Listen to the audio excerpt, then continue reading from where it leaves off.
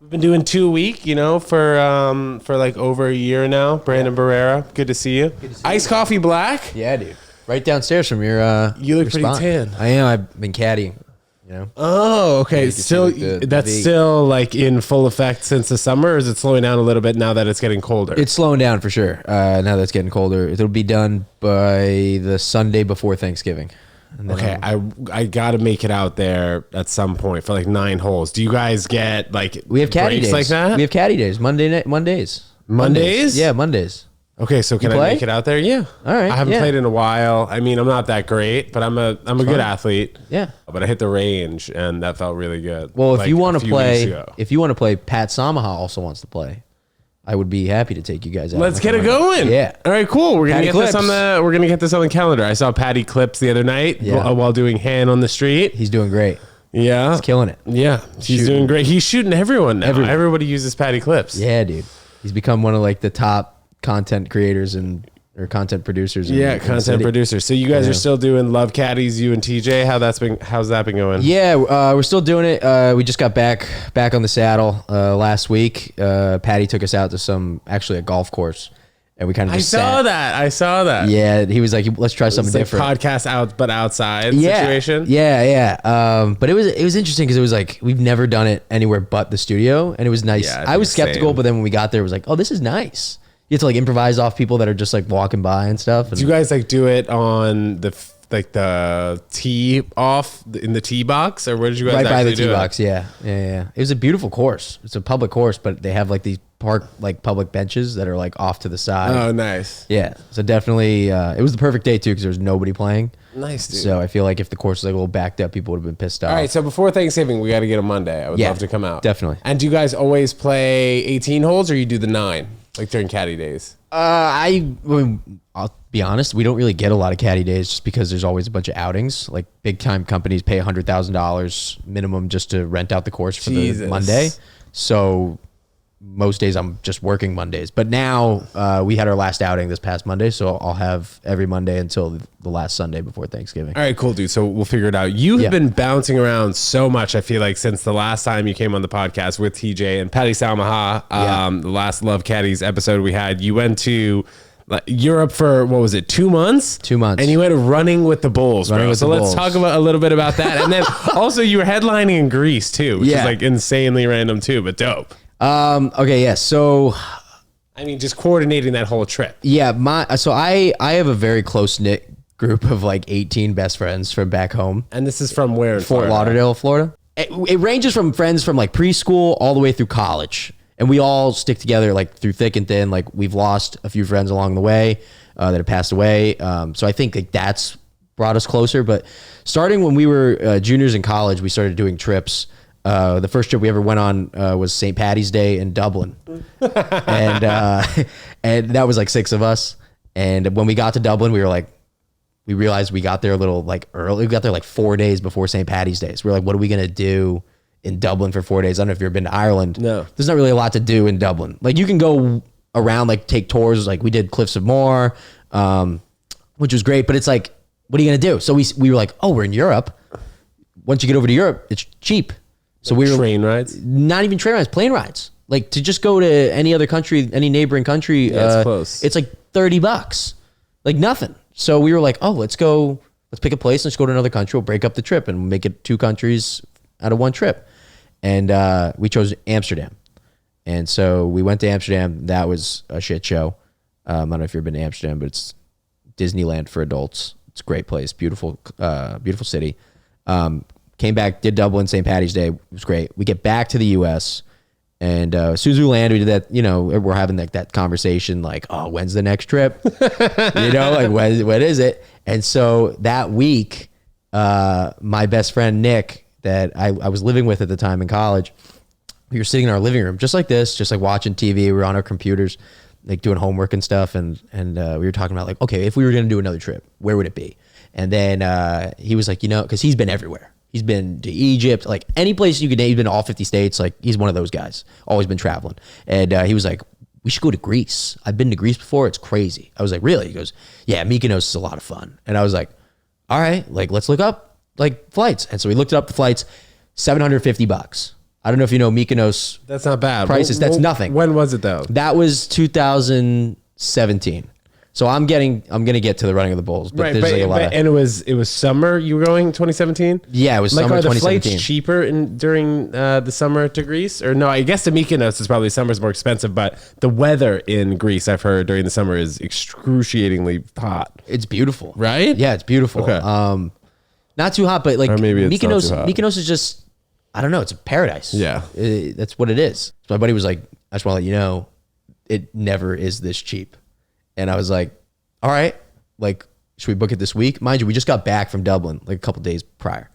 So, and you were seniors or juniors in college? Juniors. We were juniors in college. And this is in Florida? Where'd you go to college? I went to Florida State. So we were like, all right, let's figure it out. So we called our parents, like you do. And I called my mom and I was like, listen, I'll pay you back as soon as I can. At the time, I was working in marijuana. I was a legal medical marijuana grower. So that was my day job. And so I was making good money. And so I was like, Mom, I can pay you back in like 2 weeks. And she was like, all right. So she gave me the money. He and I booked it. The rule is if one person books it, everybody's got to book. It just... Do you guys have a big group chat? Like all 18 people? 18 of us, yeah. That's great. And so once one person books it, it's like a snowball effect. So we were like, he and I knew, we were like, if we book this right now, everybody's going to want to go. And so he and I booked it right then and there. And then from that was St. Paddy's Day is March. So that was March. We booked it. The flight didn't leave till August, and we had been accumulating friends to go on the trip all the way through July. And we ended up going to Greece with 11 of our best friends. We went to Mykonos first. We stayed at a hostel. It was called Paraga Beach Resort. No longer exists. It was more like a campsite with like these metal bins, which were like where you stayed, and it was a shithole. But it was like but like you're on like the most beautiful water. Like I think it's the Mediterranean. I'm not really sure, but yeah, I don't know. You're just like on the beach and you're just hanging out. It's beautiful. So it was great. We stayed there, and then we were like, oh, let's go check out. There's so many Greek islands, and everybody's like telling you got to go to Santorini, you got to go to Pathos. Do you have to rent a car there? No, ATVs. Rent ATVs as soon as you get on the island. And that's like kind of your mode of transportation. Or like you get taxis. You know, you don't want to be driving a lot because like you're just getting wasted the entire time. But we ended up like breaking up that trip by, we were like, let's check out another island. So we have this joke basically, like if your island or like your city has like a good like YouTube video with a nice EDM song behind it, we'll book it and go. Like Yes Theory goes there. You guys are all in. Yeah. You just put it into the group chat. Exactly. So we looked up, we found this Greek island called Eos, which is a small, tiny island that only holds 2,000 people. We stayed there for one night. Like, let's go have the time of our life for one night. And partied our asses off, got back on a ferry, went back to Mykonos, stayed in Mykonos for about a week. And then that's when we got an Airbnb to hold like all 11 of us. And then copped a flight back to London, stayed there for 24 hours, met up with my cousin, then came back to school. And then, that was the beginning of our senior. By the time we got back, we were seniors. So we were like, oh, let's enjoy our senior year. So most of the time we just spent at school or traveling on the weekends to like domestic cities, like New Orleans. We did a lot. We did Mardi Gras. We did Mardi Gras, but we also did New Orleans like 4 other times prior to that. We would travel to like other schools, like go to game days, like Clemson. We did Clemson. We did Atlanta. And then, we graduated, but because we're all so close, we were always like, we got to go on another trip. I graduate college. We ended up, we waited a year. 2019 comes around. We're like, let's go somewhere. So we planned a big trip. We were like, let's go to Oktoberfest in Germany. Let's do Paris, Budapest, Prague, Amsterdam. Jesus. And Dublin. And some of my friends wanted to go to Dublin again. So I was like, I'm down. And so that's what we did. This is dope. It was great. And we had a good time.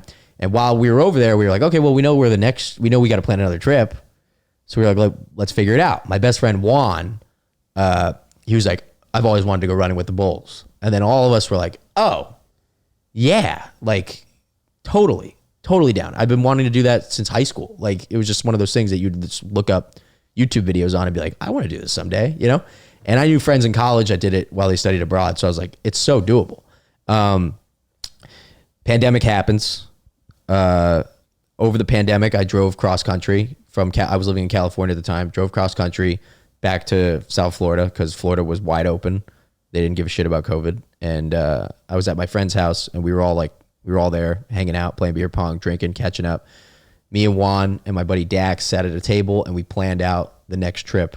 And we were like, all right, we got to go back to Greece. That's number one. We've always been chasing Greece. We were like, paradise. Like, let's go back to Greece. And then we were like, why don't we try and do Ibiza with Mykonos? Because they say Mykonos and Ibiza go hand in hand. And we were like, oh, let's compare. Let's see what Ibiza is all about. So we threw that in there. We're like, all right, we'll go to Ibiza. And then my buddy Juan was like, how cool would it be if we ran with the Bulls first, then went to Ibiza, and then Greece? So how far ahead of time was this plan? That was like planned. A year and a half or that 2 was years? like, yeah, it was 2020 because Juan died. Juan ended up dying. He died in December 14, 2020. So we had planned that that summer. So summer of 2020. So like August of 2020. Wait, bro, your boy died? Yeah, brain aneurysm. Yeah. But I mean, you know, what are you going to do? I know. Life moves on. Yeah, but was that like pre-diagnosed? Or like, No. was that out of nowhere? At the gym. Just at the gym, dropped dead. Yeah. So yeah, it's tough. I mean, we had another one of us, another one of our friends passed away. He died in December. Our other friend passed away August of 2021 of the same thing, brain aneurysm in the shower. So, Is this like from steroids or something? no, two totally different looking kids. One of them was big, jacked, you know, like kind of fat. The other one was like a pencil. We think, and I don't want anybody to fucking come at me for this, but the only thing that they had in common was they were very avid vapors. They loved vaping. Always had a Juul or like some kind of vape in their mouth. That was it. But wouldn't, I mean, like the autopsy, Yeah, no one really, I don't know. We never really got details. So in that respect, we've gotten stronger as like a friend group. Like that's kind of like the bittersweet part is like we feel that like, you know, everybody back home, like anybody that knows our friend group knows that we're like the guys that are the clowns. We're always, you know, doing the craziest stuff. Yeah, I don't really know how else to explain it other than like, you know, everybody just knows us as like the friend group that just no one would expect any of us. Like, you know, we all think we're invincible, you know what I mean? And everybody looks at our group and goes, well, those kids are just fucking bananas, you know? And then so when, you know, when two of them go, it's like people are like, fuck, like never expected it. You know what I mean? Like, so we've had to kind of like just learn how to like be strong together. And that's been the coolest part is like, you know, after Juan's funeral, you know, we would all just like check in on each other, make jokes, you know, like just be there for one another, you know, but you know, life moves on and we were like, well, we got to plan the next trip and whatever we do has to be for Juan. And so we were like, let's do the trip he wanted to do. Let's run with the Bulls and then go to Ibiza and then go to Greece. Now, everybody said, because now everybody works, everybody's like, all right, we could do 10 days. So Greece is out of the picture. And I was like, because everybody wants to be in places for like a substantial amount of time. We're used to when we book this, it would actually like a normal person going on a trip with us would get very aggravated with us because the way we book is like 2 days in each place. You know what I mean? Like we did like Prague, Budapest, Amsterdam in like 5 days. You know what I mean? Like we're very like ADD about that. Like we're just like, all right, where's the next spot? You know what I mean? And we're taking the most inconvenient flights. I mean, I remember flying out of Prague at like 5 a.m. after being doing a layover. Yeah, and like running from the club to the airport, like, you know, from the club to the hostel to the airport, you know what I mean? And just like being a zombie, you know, going over to Paris. Like it's just, it doesn't work really well. We make it work, but like it's not like ideal in the moment, you know. You look back on it, you're like, I can't believe we did that. But like in the moment, you're like, dude, this is tough. Because you're also boozing every day for like. Yeah, and it also looks a lot better on paper. Like I've done that before on a flight to Miami, like going straight from the club to the airport. Yeah, wasted from the night before, or like it's insane. And you just feel like you're not even with your body anymore. You just feel like a shell, you know.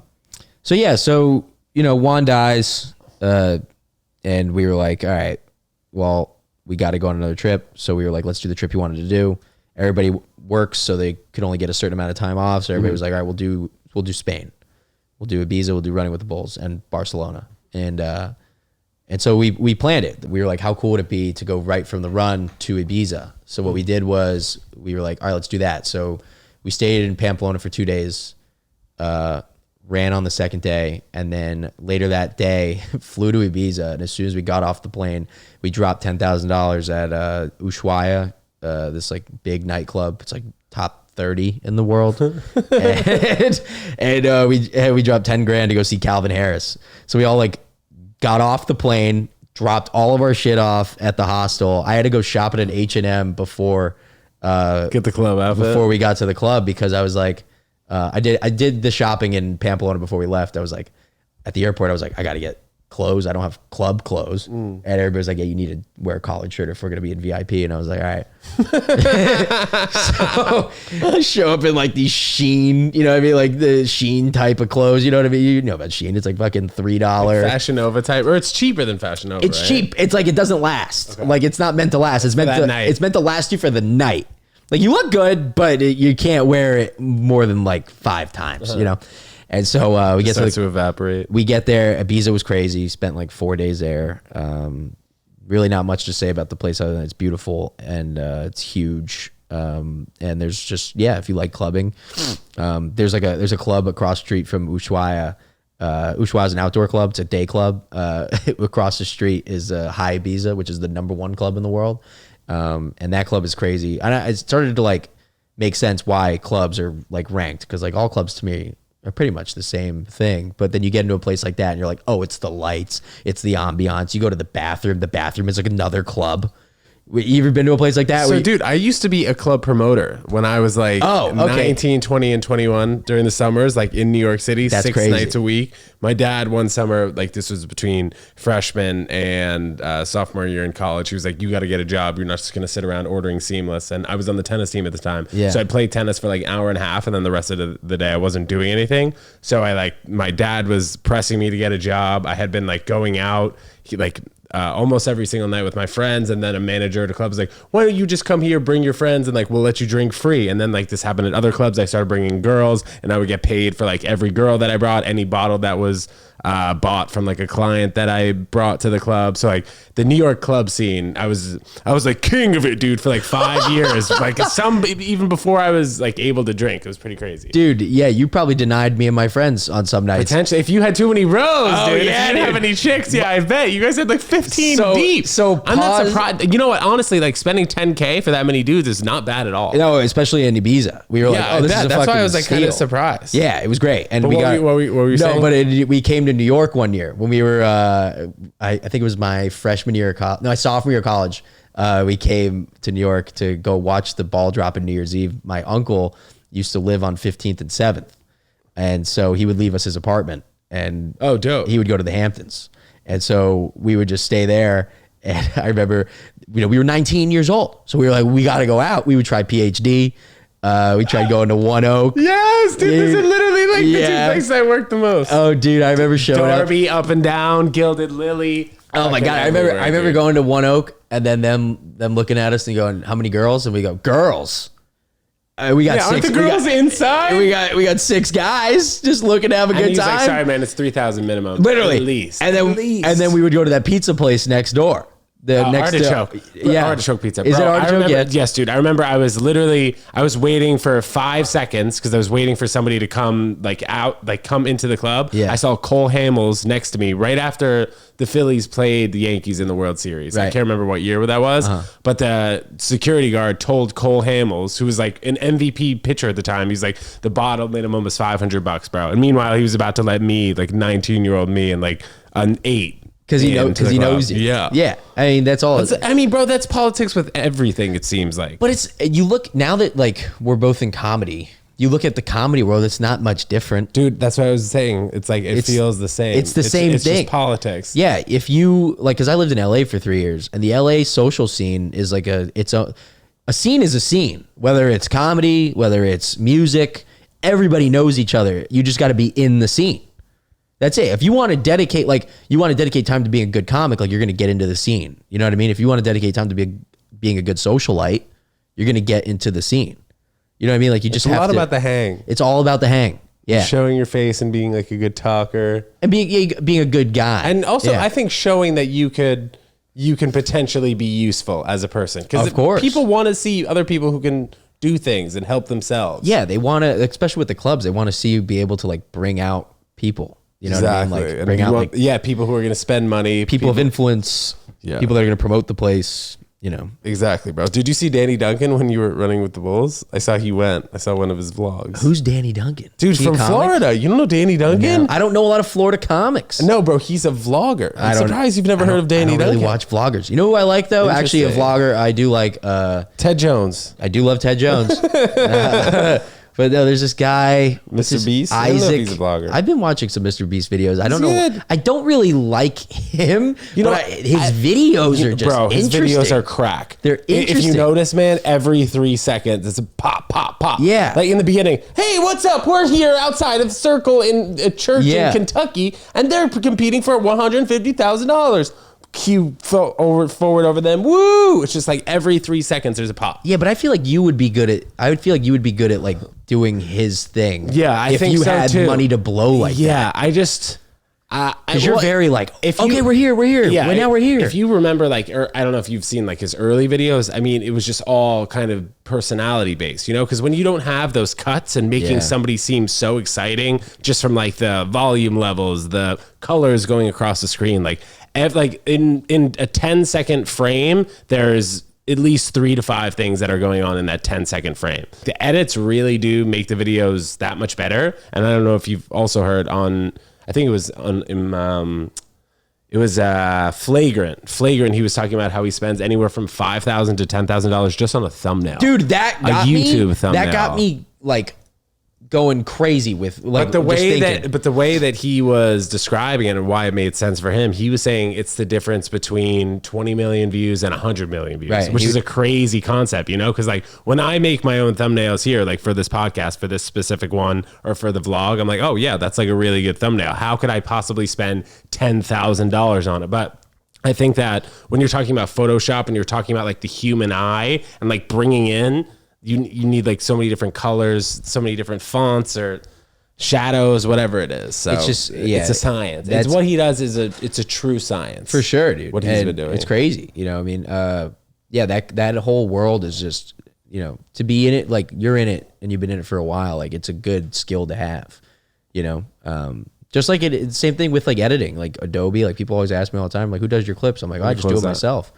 Yeah, you do a great job. You and TJ. Yeah. I don't know. I think you know, as a person, you know, who wants to be in entertainment, I feel like you really don't have time to not be able to do everything. You have to be able to play every hand. You gotta be able to edit your own clips. You gotta be able to also perform and entertain. I feel like now more so than ever. You saw like Schultz really get huge over the pandemic, or maybe him more so than other comics. I'd say, just in terms of using social media, using the comedy clips, using YouTube. Yeah. You know, my feed, I don't know about yours, probably the same, but my For You page is like saturated with insane amounts of stand-up clips that like you wouldn't have really seen maybe like a year, 18 months ago, 24 months ago. Things are changing, and I don't know how much we're going to see our specials continuously being put on the Netflix, Amazon, Hulu, and if we're going to start seeing the 30-minute specials on people's YouTube instead. Right. I don't know, just because like it's hard to digest an hour of something and not look at your phone. You know, like I find myself, even when I watch those 8-episode Netflix shows, like I might have to rewind like 5 minutes on an episode because I was just on TikTok. Yeah, you don't really care. Yeah. You know, or it's just hard to keep someone's attention. And that's why guys like Mr. Beast on YouTube do such a good job. They put up a 10-minute video. Big cuts. It costs them, you know, $500,000 to $1 million to make. Yeah. Maybe it takes them 6 weeks to make it. But those 10 minutes, people are not on TikTok for those 10 minutes. Because they know if they look at a post on TikTok, they got to rewind 20 seconds. Yeah, they missed. Yeah. Because there's so many jump cuts. There's so many jump cuts. So it's like you got to kind of find your lane in terms of like finding your own niche and please the people who are watching it. That's true. Yeah, it's so funny because So it's like balance. I don't know. I talked to some friends that are like blowing up on Instagram, like with comedy, and then talking Like, dude, some of your reels do like insanely well, like 10 plus million views. Some of them, yeah. But it's also an annoying thing, and I'm sure you feel the same way. You'll get a 10 million view video, and then the next time it'll be fucking 5,000. Nothing. Yeah, it'll be nothing. Like, what? And I'm like, where did everybody go? I'm like, come this on. is the same style joke. In fact, maybe it was from the same fucking show. Dude, I have a video right now that has not stopped popping off. Bro, oh my God. Freaking, when I was in London, I was in London in July. Dude, I posted in July. It has not stopped popping off since. And I literally ticks me did off. like the same thing. This thing, when did I post this? Fucking April. Oh my God, yeah, 1 million.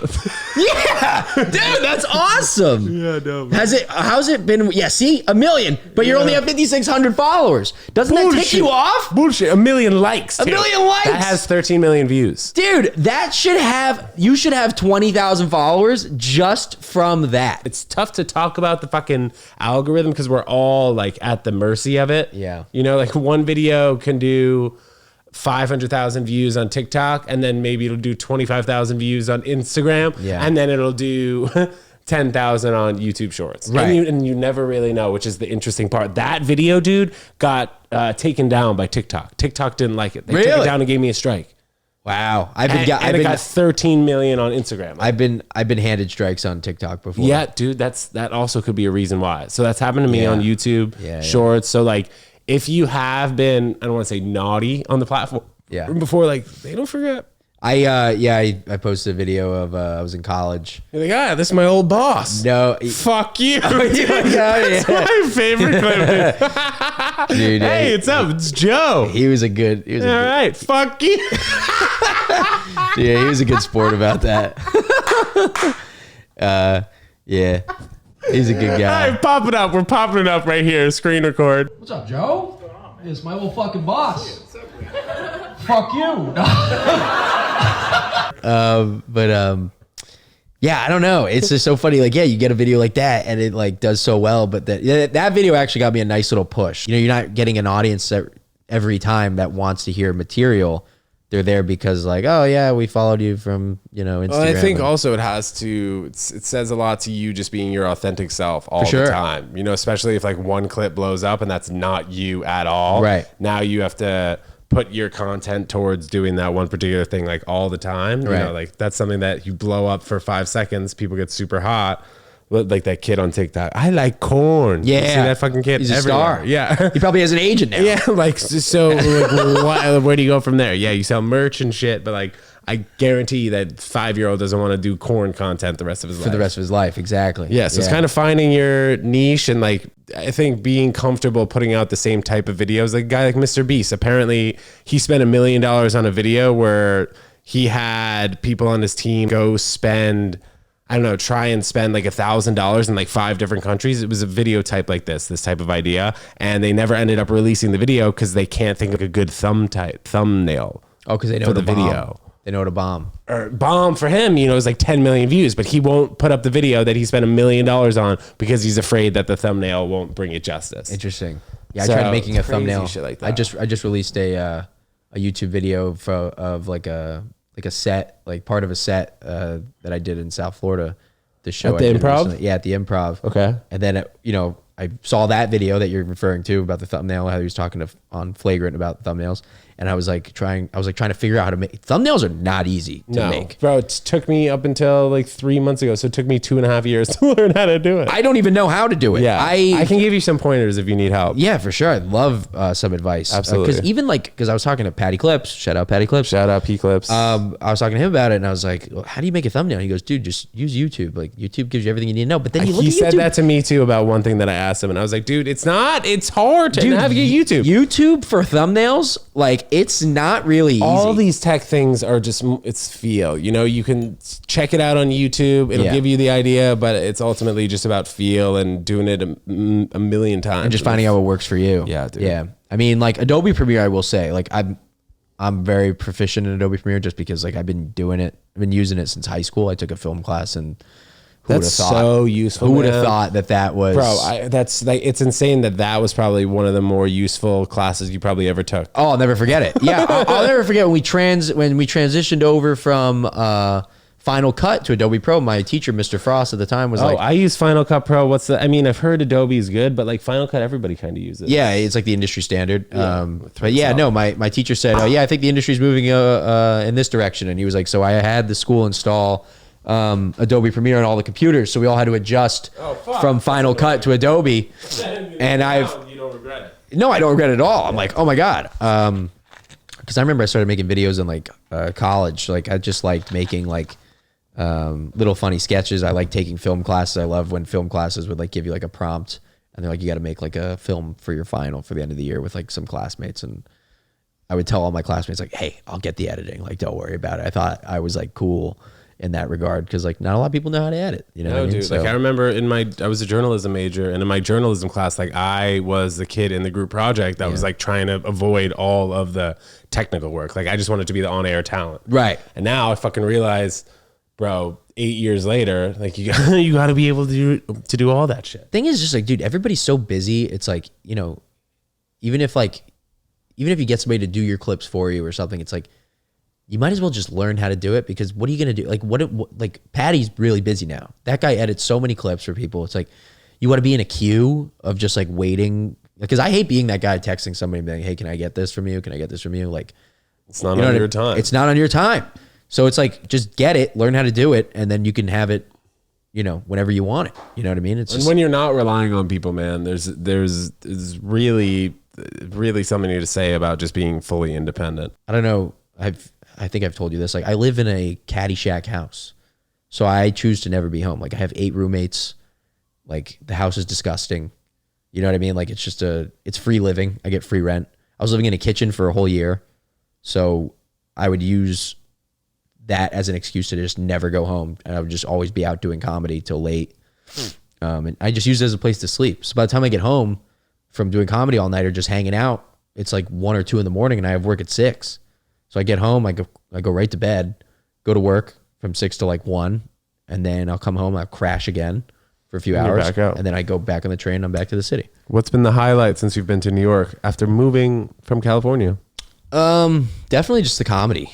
I mean, like just meeting all my friends, all you guys. Everybody's been so like welcoming and like inviting. The shows have just been awesome. I mean, like, especially, I don't know, you've done comedy in LA before. Like, you've been out there to. Yeah, I was out there like 2 months ago. Like recently, yeah. And what'd you think? It was great. He's great, but there's not a lot of it. It's definitely not as much going on as New York. Yeah. And, you know, like, one thing that's cool about New York is that, like, you meet people that are, like, doing really well, like headliners, and you could talk to those people anytime. Most of them. Like, you can go to the Stand and like chat it up. Do you just mean like in LA, people are kind of like, all right, they come do their spot at the store and then go home? Yeah, I think it's just like this unspoken thing that if like you're around somebody of like some kind of influence, you just don't say anything because it comes off as like you're fangirling or something. It seems like the opposite between all the comics in New York, man. You know, like it looks like anyone will talk to anyone. Yeah, everybody's just hanging out. Everyone's always hanging. Yeah, it's like, oh, you're a comic? Oh, yeah, cool. Like, and it is crazy that, like, this is the kind of stuff that, like, we're chasing. You know what I mean? But we're performers. We're performers. This is what it is. But, yeah, dude, I don't know. New York's been awesome. It's a great experience, like, if you're trying to be a comedian. You know, I tell everybody that, like, this is, like, the place you should come to if, like, you're trying to do stand-up. Those are nice glasses. I do like that.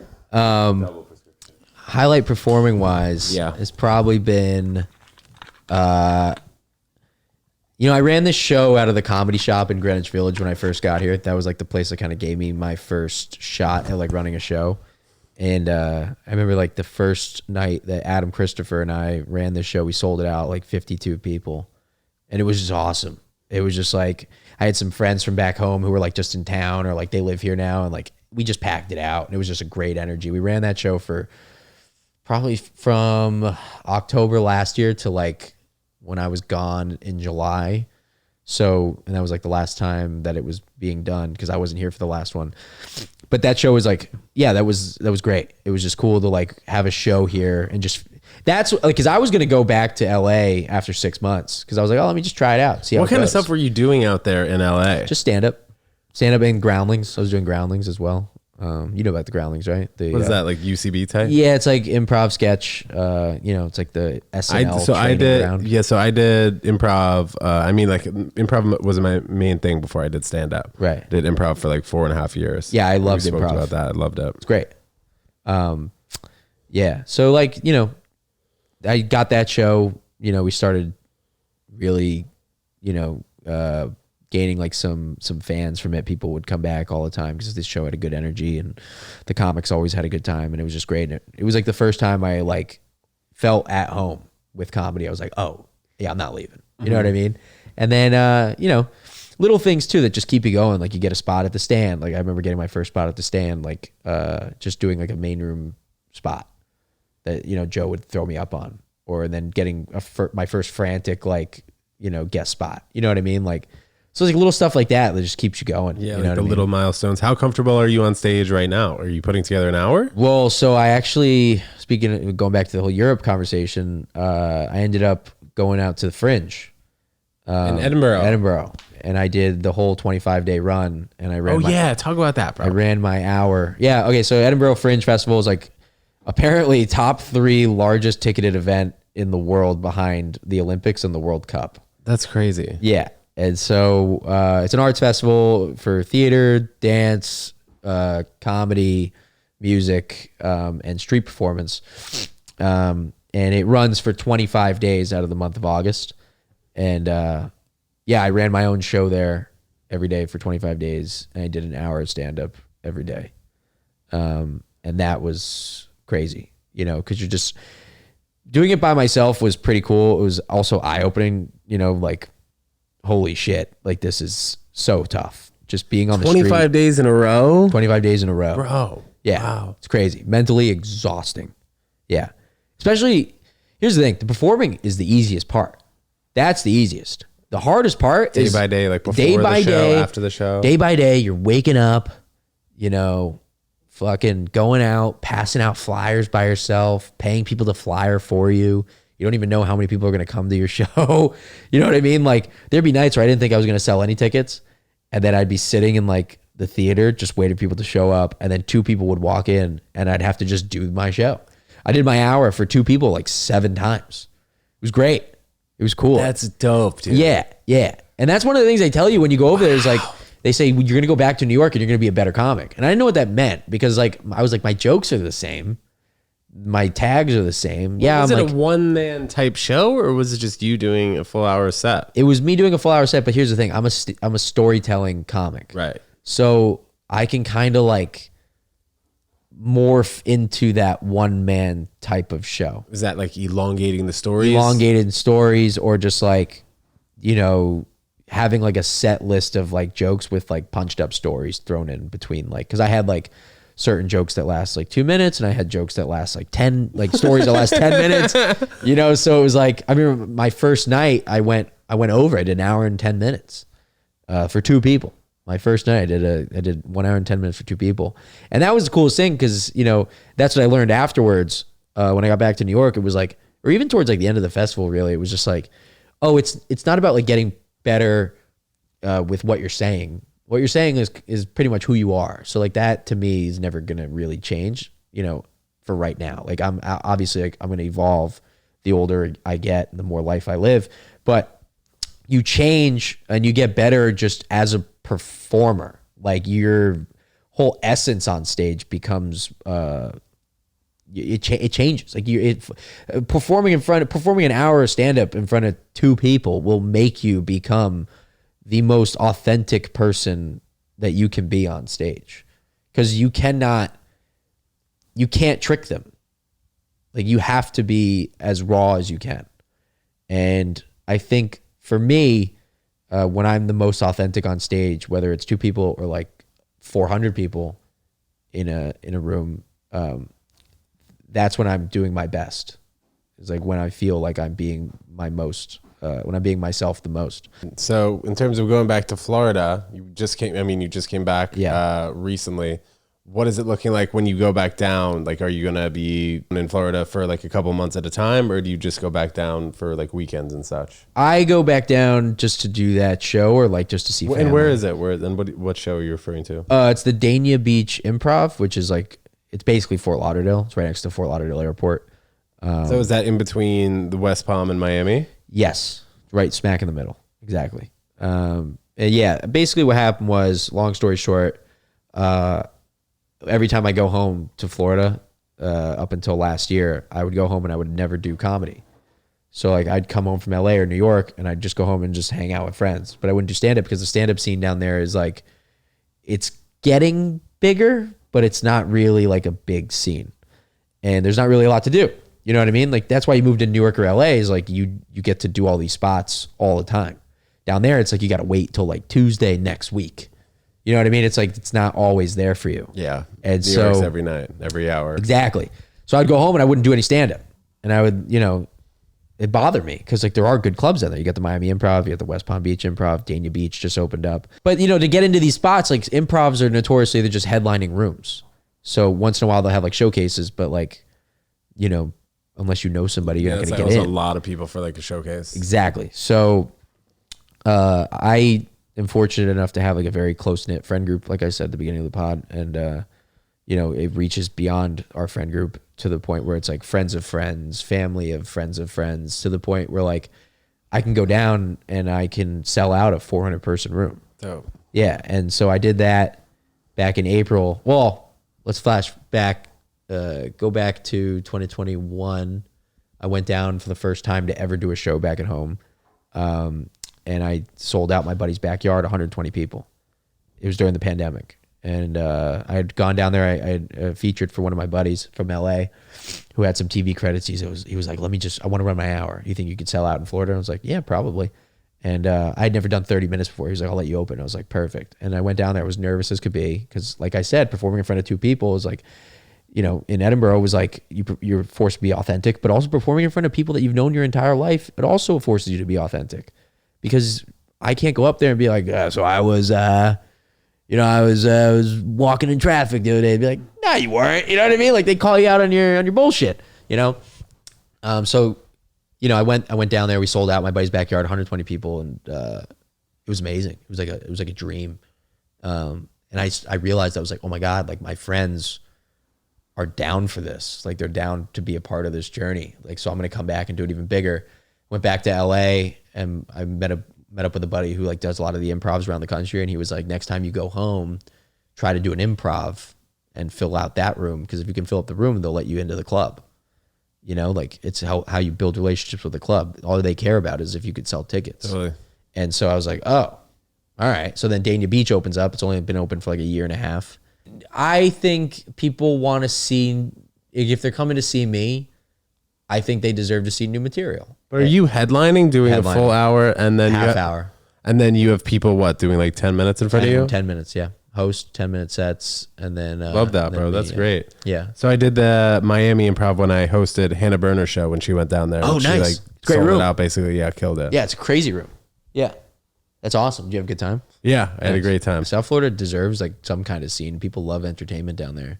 Thing is like they love entertainment, but they're not like hungry for it. Yeah, people kind of like the clubbing, the dinner, and then the beach. Because there's no, you want to know why? And my cousin and I had a conversation about this because I've always been curious. Well, we're both from South Florida, right? I mean, it's just like we grew up in a place that nobody wants to leave. We have it so good. You can go out dressed up in shorts and flip-flops everywhere you go all year round, 365 days out of the year. Life is good. You know, life is... Oh, so you don't need to smile and laugh. You don't need to smile and laugh. You don't need to get away from whatever you're going through because no matter what, the beach is 10 miles away from you. The sun's coming out The sun's coming out tomorrow morning. Bro, like waking up in Jersey, and especially like during the winter when that brisk water hits you in the face when you walk out of the door, you could use some laughs. You're like, I got to go to the Comedy Cellar tonight and forget about this. Yeah, exactly. Yeah. Down there, we're like... 1 month out of the year, you try and get us with a hurricane, but even hurricanes don't even get us down. They're like, all right, hurricane's coming. Who's got the generator? Who's got the beer? We're like, all right. Have you been to Chicago? Of course, yeah. I haven't been up to Chicago doing comedy. Right. Oh, never doing comedy. Never done comedy. I mean, I can see why that place probably is the, I guess, third best market. New York, LA, yeah, Chicago. I mean, dude, yeah, a lot of my friends that I've met in New York that have moved from Chicago, they're so good at comedy. It's just a great scene. And they're also like, you know what they're good at that a lot of like New York or LA comics aren't really good at? They're very good at like getting themselves out there. A lot of those people come out already having representation or like having already done like a JFL audition. You know what I mean? Like they come out with like credits. You know what I mean? I Well, think maybe like, that's because, I don't know, us New Yorkers, I feel like we kind of have so much more stage time opportunity that maybe we're not so focused on those other things. I don't know. I think for them, if I had to guess, because it's such a middle market, there's a ceiling to how good you can get there. And like how many spots you can do at the Laugh Factory. how many, week. yeah, exactly. And like you can become the guy in a place like that. Like when you go to Chicago, you can be like, okay, like who's the guy here? And they'd be like, oh, that guy. That guy. You know what I mean? In New York, there is no that right guy. Now, not right now. Not ever, I don't think. There's 4,000 comedians in the city. Like you could go up on stage and murder and people be like, damn, he's good, right? But then another guy gets up after you and they're like, oh, I haven't seen this guy in forever. And they're like, oh, well, he usually hangs out, in Gowanus. And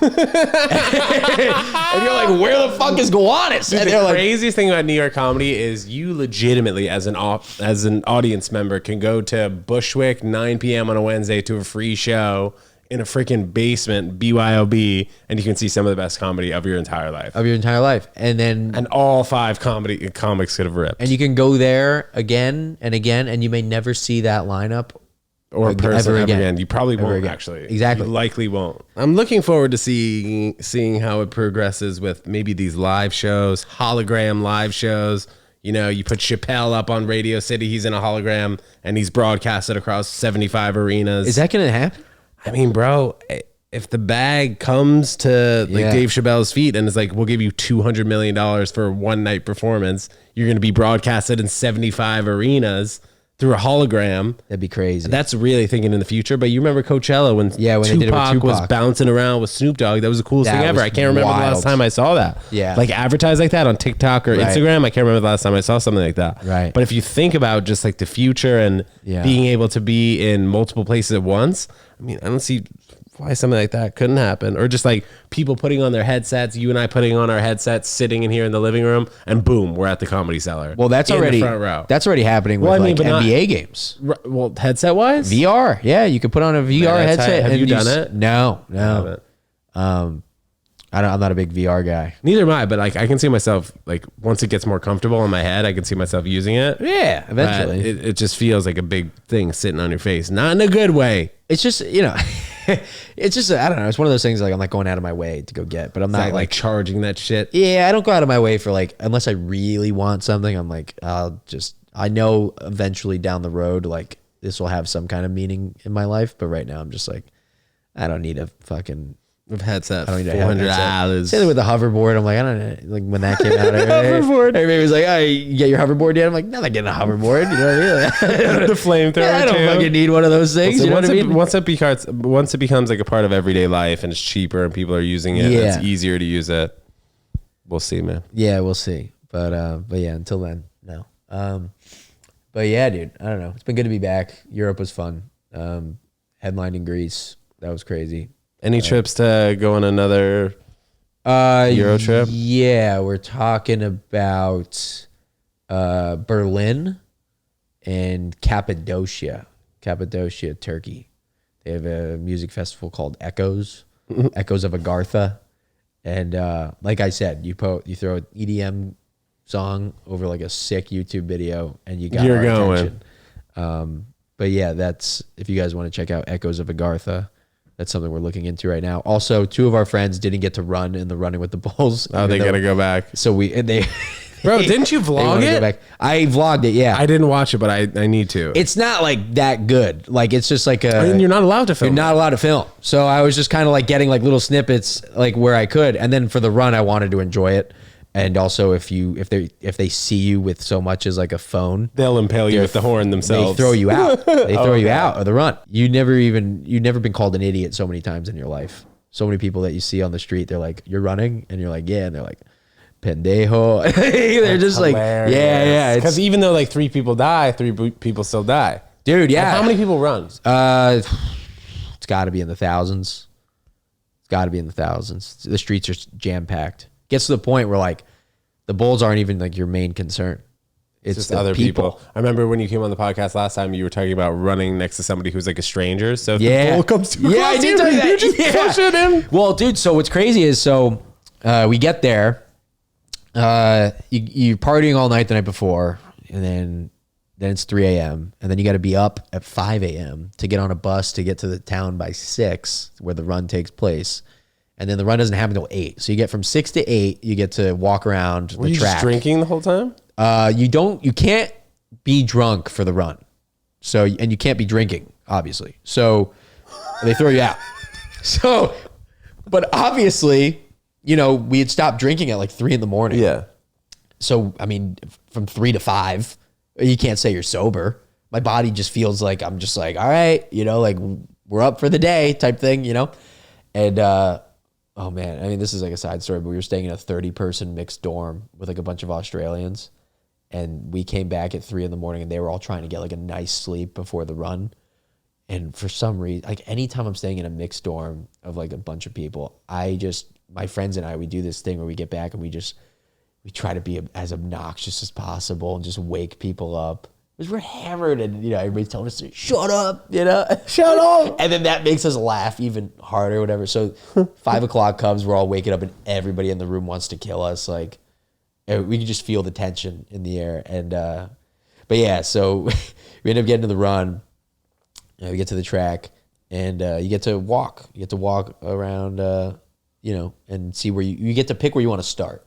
It's a half-mile run. You get to pick at any point during the run, like where you want to start at. And so we ended up meeting this guy who was like just hanging out next, because like you can just hang out in like the middle of the street until the guns go off.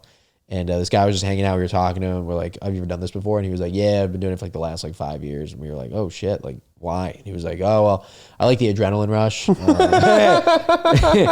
was like, I like the adrenaline rush. And yeah, each year I just try to get closer and closer to the bulls. And we were like, holy shit. And we were like, okay, where do you recommend starting? And he was like, oh, it's your first time? And we were like, yeah. And also it was the first run of like, they run for like 7 days every morning at like 8 a.m. on the dot. For like 5 minutes?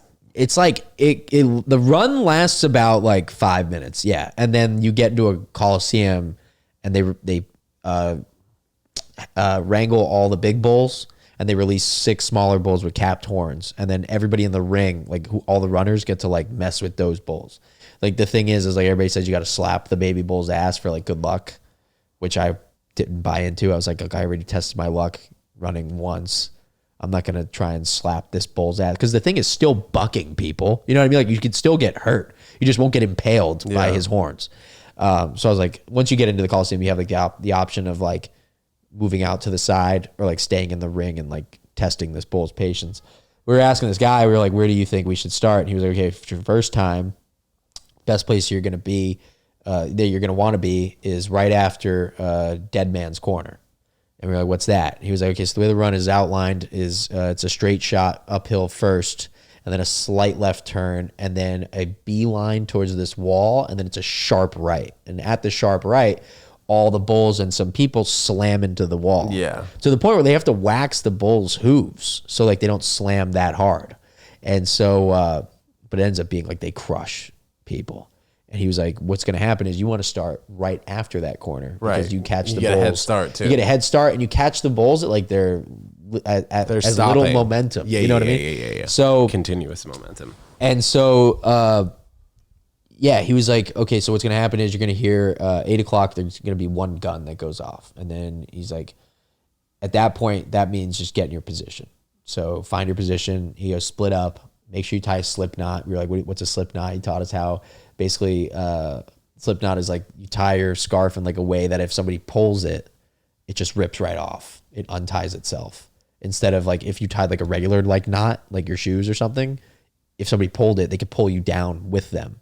So he's like, you want to try to avoid like being an object to like get, you know what I mean? Like for people grab to like use. Onto. Yeah. And so he taught us how to do that. And then he was like, the second shot that you're going to hear, that means the bulls are loose. What's going to happen is you're going to have at least like 5 seconds. Hold your position for like 5 seconds. After the first shot? After the second shot. So the first shot, just get in your position. Then you have a minute until the next shot. Next shot goes off. You have about 5 seconds because the bulls are fast. He's like, you're going to have 5 seconds till you see them round that corner. You're going to feel the ground start to shake. When you see them round the corner, don't make a move. Like you can start like getting a light jog in, you know, when you see the crowd of people start to disperse towards you, get to the nearest wall and just stand on the side and watch the bulls run. But then he's like, after the bulls run past you, you have to start booking it because there will be another third gunshot that goes off about like halfway between where you are and the Coliseum. And the third gunshot that goes off is another 6 bulls behind you. And he's like, you don't want to catch them twice. Dude, does anyone have to sign a release before this? That's the thing. And is this because it's in like a public forum? Yeah, it's just like in the town. Wild bulls? It's just in the town, yeah.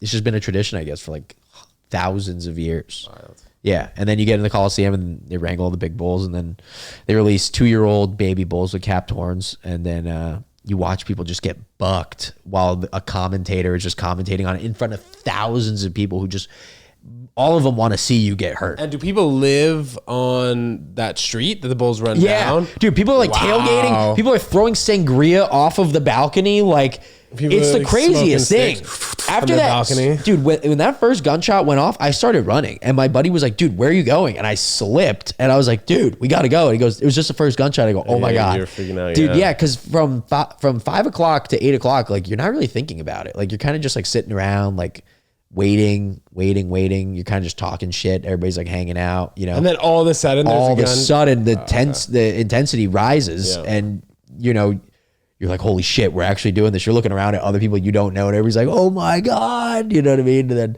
that second gunshot goes off, and then the whole crowd, like whole town, is just like, you know what I mean? And then sangria, you're getting covered in sangria, and you know, people are like looking over like these metal barricades that guard like that are like blocking like doorways and stuff, and to like shops or like bodegas, and they're all just like looking at you, like commentating on you. They're like, you morons, like, you know, run fast, run hard, you know? Yeah. And yeah, the energy's electric. Would I do it again? No. But yeah, it's you know, I think if you've ever thought about doing it and you have the opportunity to do so, why not? Yeah. You're a crazy tourist. Yeah, why not? That's what people say. They just call you a crazy tourist. But if to go from there to Ibiza and then party all night, you know what I mean? Like, you're just partying all night with people, you know, from the run, like, you know, like after the run, like you're partying in the streets, you know, drinking beers, like hanging out, and everybody, you know, everybody's like cheersing each other, and you know, everybody's like, ah, come on, we're celebrating, and you're like, what are we celebrating? Everybody's like, we didn't die. And you're like, oh hell yeah, you know, people are streaking, like it's just like, I don't know, it's like, what if you could cheat death for a day? Like, how would you celebrate? And that's what that looks like. You just watch everybody individually like celebrate in the way that they would. Some people go lay out in the sun. They want to just like hang out, like, you know, grab some beers. People just want to listen to music. Some people want to get absolutely annihilated. That's me, you know. Yeah, it's just, I don't know. It's a cool energy. Yeah, definitely worth it, for sure. And, you know, something to look back on, you know. Brandon, thank you so much for coming on the podcast. Thank you, man. This is a terrific episode. If you guys ever want to go on a Euro trip, hit this guy up on Instagram. What's your Instagram? We're popping up right here, Brandon. At Brandon O. Barerra. So. And anything else exciting coming up, or did we freaking talk about it? Dude, we talked about everything, man. You know, holidays are coming up. Just can't wait to Holidays celebrate are coming those. up. Yeah. Absolutely. Brandon, thank you so much for coming on the podcast. Thanks, guys, thanks so much for tuning in, and we'll see you Thursday. Peace. See ya.